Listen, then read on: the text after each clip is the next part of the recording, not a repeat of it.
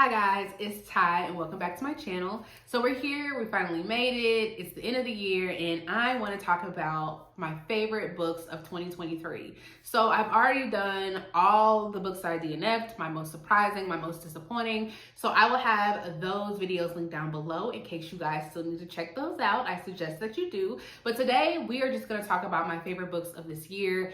And honestly, it took me a little while to come up with this list because I'm only going to talk about 4 books.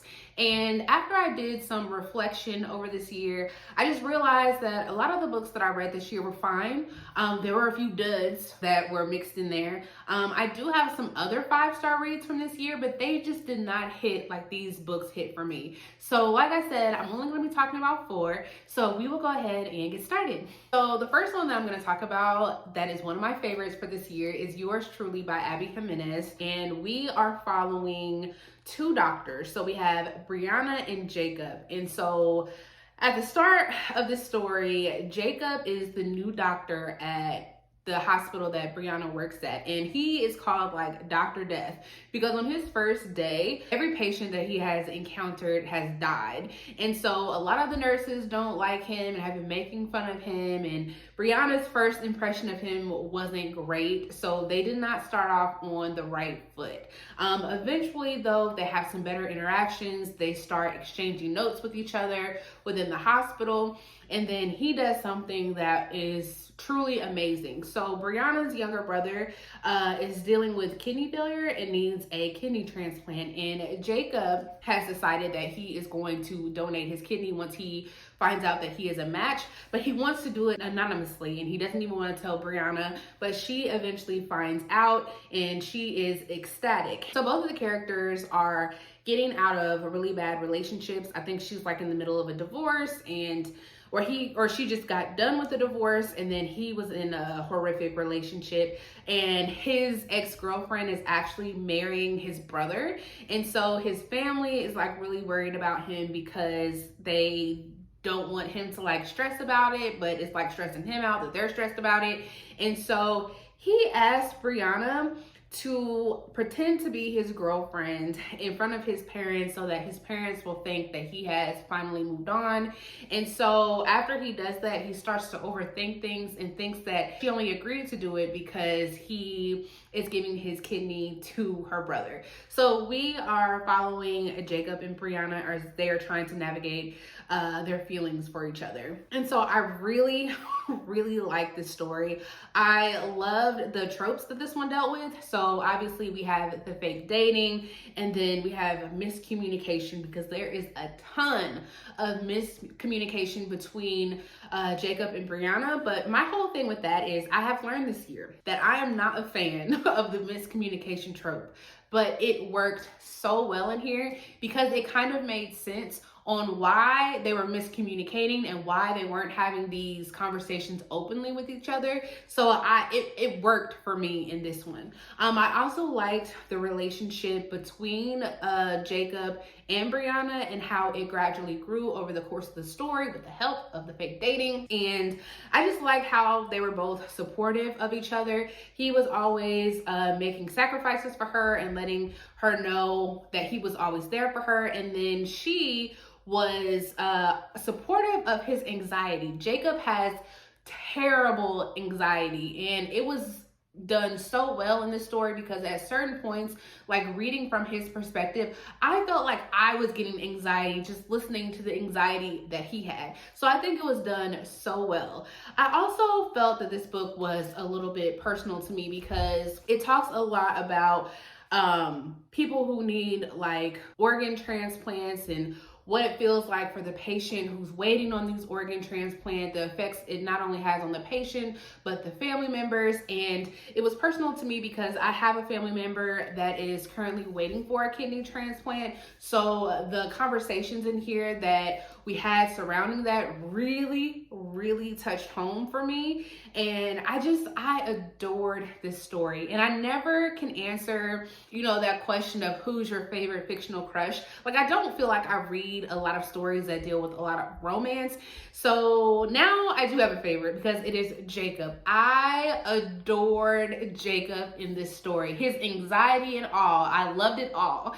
And I just love the romance. So I have read another book by Abby Jimenez since reading this one, and it is Part of Your World, which is technically the first book in like the series, which I did not know this was, I guess we call it a series, but really you can read them however you want because it's just taking characters from one book and including them in another.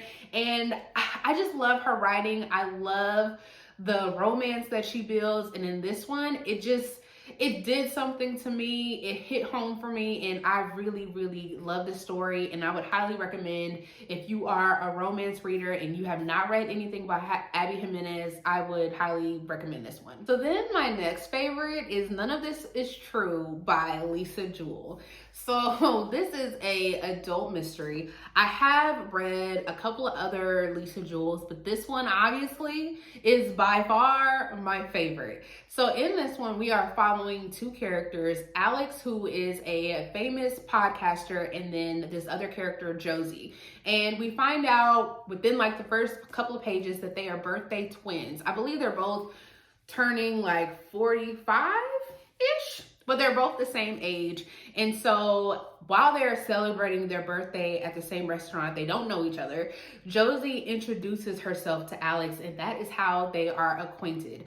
Eventually, Josie reaches out to Alex and tells Alex that she would like to be featured on her podcast because she has a story to tell.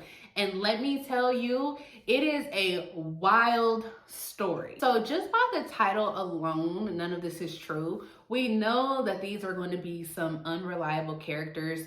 And I loved that part of this story because nothing that Josie was telling Alex, we knew whether or not it was true. And so through the whole story, you are just trying to figure out what is the truth and what is a lie. And man, the story she is telling is one story. I don't want to spoil it, but the audiobook in here is fantastic. I think this is one of the books that does like the podcast element really well, because we all know a lot of these books are using podcasters. And so I think this was done phenomenally. The audiobook sounds just like a podcast, and there's like some clips of where this podcast is then being turned into like a Netflix show. So there's like a difference between when it sounds like a podcast and when they're doing like interviews for the show.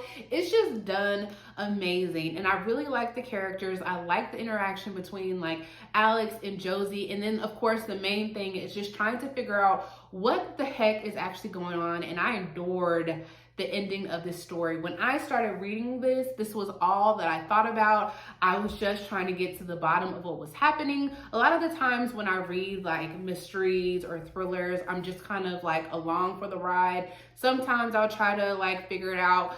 Sometimes I'll just go with the flow. But this one, my mind was just blown, and I really love this one. So if you have read something by Lisa Jewell but you have not picked this one up yet, I would highly recommend this one. I think this has been getting a lot of good reviews, and they're not wrong. This is a truly fantastic book. So next up we have The Lies of Locke Lamora by Scott Lynch. This is the first book in the Gentleman Bastard series. This has been out for quite a while, and I just now got to it this year. And you guys know that at one point, I don't remember what video I talked about this, but I raved about this book. I still think about this book and the characters. And so in this, we are following our main character, Locke Lamora. He is a thief, and he likes to scam a lot of the people that he works for because he is a thief. And so there is actually a group that he works with that's called the Gentleman Bastards, that made up of some other people that all have like different skills. But the thing that they do most is they scam people out of their money. And so at the start of this, Locke Lamora and the group, they are working on like one of their biggest schemes yet. And then lots of things go wrong. I absolutely adored all of the characters that are part of the Gentleman Bastards. I especially liked Locke Lamora. I loved that we got some flashback scenes in here, and they are included in like interludes. We get quite a few interludes in here, and in the beginning of the story, it took me a while to kind of get used to how this story was being told, but once I got used to it, obviously I loved it. But during these interludes, we are seeing how Locke Lamora started off as an orphan, how he got into the group, the Gentleman Bastards, and then we see how the other people joined the Gentleman Bastards, and then how they started working on their different skills while we are seeing this main story. And so I loved the way that this was told. Again, I love the characters. I loved all their interactions. I loved how this was just based on like their friendships within this group and how they really had like each other's backs and how they really cared about each other. I loved the schemes that were going on in here, because as soon as I thought maybe I figured it out, something else was happening. There were so many twists and turns throughout this whole entire story. And then I liked how this just brought out so many emotions inside of me. So there were points in here where I was like laughing. There's some sad moments. There are some moments that make me angry. I feel every emotion that you could have while reading a book, you're going to feel it in the lives of Locke Lamora. And I just loved how like this ended, and like we were getting these sections where like other characters were mentioned, but we didn't like see them yet. And so it just makes me want to hurry up and go into the next book. And this is a series that I'm definitely prioritizing in 2024 because I need to know what happens next. But if you are a fantasy reader and you like where people are doing schemes, there's some like political intrigue in there, a group set around friendship, I would highly suggest this one if you have not read it. I'm so upset that it took me so long to get to this book, but I'm glad that I did. This is probably one of my favorite fantasy books that I have ever read, and I hope that I can say that it will become one of my favorite fantasy series, because I have heard nothing but good things about the series. So I cannot wait to jump back into it, but I would highly recommend this. And then finally, my absolute favorite book of this year is All the Sinners Bleed by S.A. Cosby. This is an adult mystery thriller. I have been anticipating this book, and it did not disappoint when I finally got to it. And so in this one, we are following our main character, Titus. He is a Black sheriff in this small town, and he doesn't really get a lot of respect from the people here because there's a lot of white people that live in this town, and so, you know, they're not really that excited to have a Black sheriff.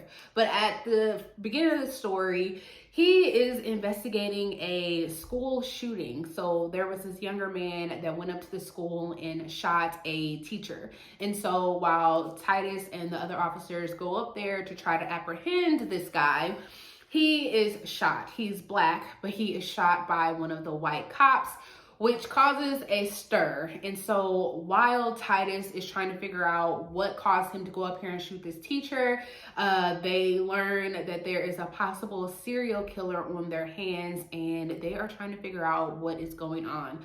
I love this book from start to finish. I loved Titus as a character. I actually like that we followed the sheriff in the story, because we are learning things as Titus is learning them. And so I'm not really a big fan of stories where we know something that the other characters don't know, and so we're kind of like waiting for them to catch up. I love the fact that we are just finding everything out at the same time Titus is. I loved like the side characters in here. I really enjoyed the interactions that Titus had with his brother, who he doesn't really talk to often, but anytime he is mentioned in here, I loved it. I love the conversations that Titus had with his father. And then I just liked the overall mystery. It was really fast paced. It went in directions I was not expecting it to go. This story is very graphic. with some certain scenes in here. I think if you are okay with like how graphic Karen Slaughter's books are, then I think you would be okay with this one. But yeah, it's really graphic. It talks a lot about religion. I'm not someone that like gravitates to books like that, but it wasn't a problem in this one. And I liked how the conversations with religion in here like tied back to Titus and his upbringing and how religion has affected him over the years. I just really enjoyed this. I have enjoyed all of S.A. Cosby's books. I think he is really making a name for himself in like the mystery thriller genre. It's a toss-up between this book and Razorblade Tears, because when I read Razorblade Tears, that was my favorite the year that I read it. But this one is definitely neck and neck. I would highly recommend this one. So if you have heard of S.A. Cosby and you are not sure which book to pick up from him, I would recommend this one. I think this will give you a good idea into the type of things that he writes about. There are just a lot of good moments, a lot of good conversations in here tied in with this overall mystery. And so this by far is my favorite book of 2023. So that is all that I have for you. Again, I will link all of my other end of the year videos down below. Also, if I have any dedicated reviews, which I know for a fact that I have a dedicated review for All the Sinners Bleed, I will leave that link down below as well. But I will see you guys next time. Bye.